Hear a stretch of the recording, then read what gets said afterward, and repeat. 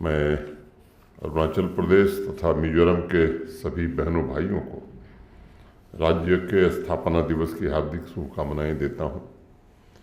यह दोनों राज्य भारतवर्ष के भौगोलिक तथा सांस्कृतिक इतिहास के चमकते हुए हीरे हैं।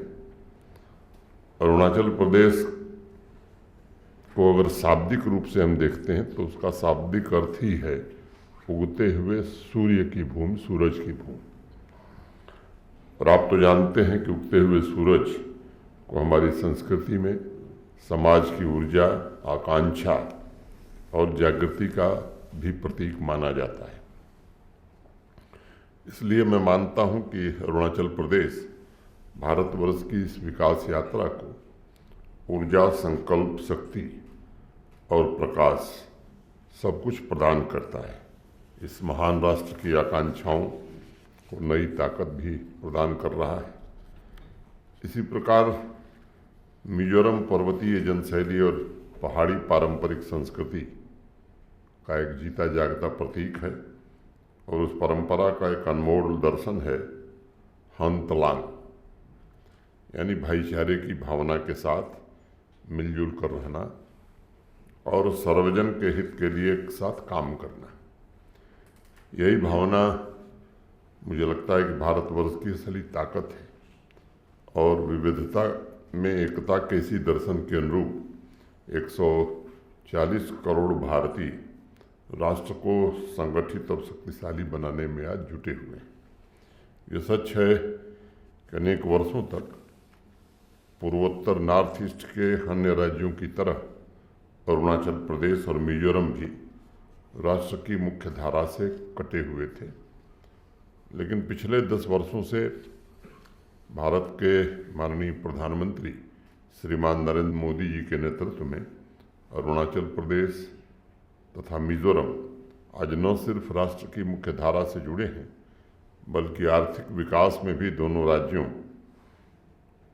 की बड़ी महत्वपूर्ण भूमिका है और उनकी सांस्कृतिक परंपरा का भी पुनर्जागरण हुआ है। जम्मू कश्मीर ने भी नॉर्थ ईस्ट के राज्यों के साथ नए सामाजिक तथा सांस्कृतिक संबंध विकसित किए।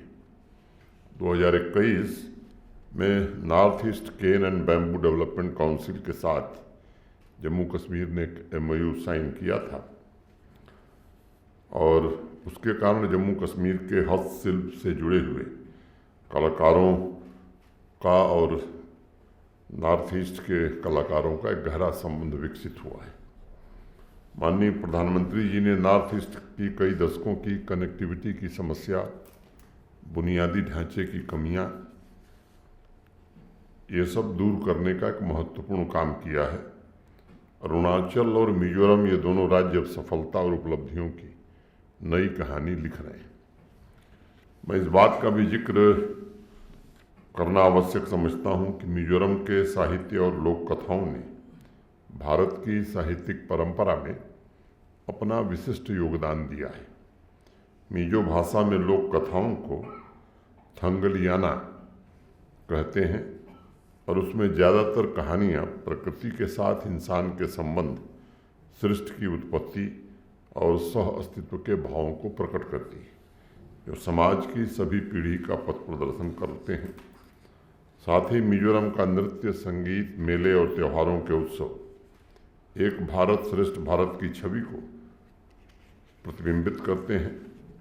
फरवरी मार्च का महीना यानी वसंत काल प्रकृति के प्रति ग्रेटफुलनेस का एक अवसर होता है और झूम की खेती के लिए जंगलों की सफाई पूरा समाज इकट्ठे होकर के करता भी है और भगवान को धन्यवाद भी देता है।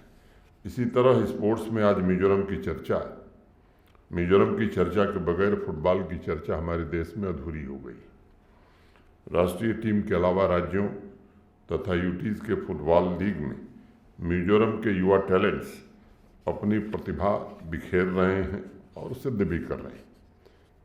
इस पवित्र अवसर पर भारतवर्ष के लोगों के लिए डॉक्टर भूपेन हजारिका के जो गीत हैं वो मुझे लगता है कि अरुणाचल प्रदेश को पूरे देश में स्मरण कराते हैं और वो पंक्तियाँ मैं उद्धृत करना चाहूँगा। अरुण किरण शीस भूषण कंठ हिम की धारा, प्रभात सूरज चुंबित देश, अरुणाचल हमारा अरुणाचल हमारा।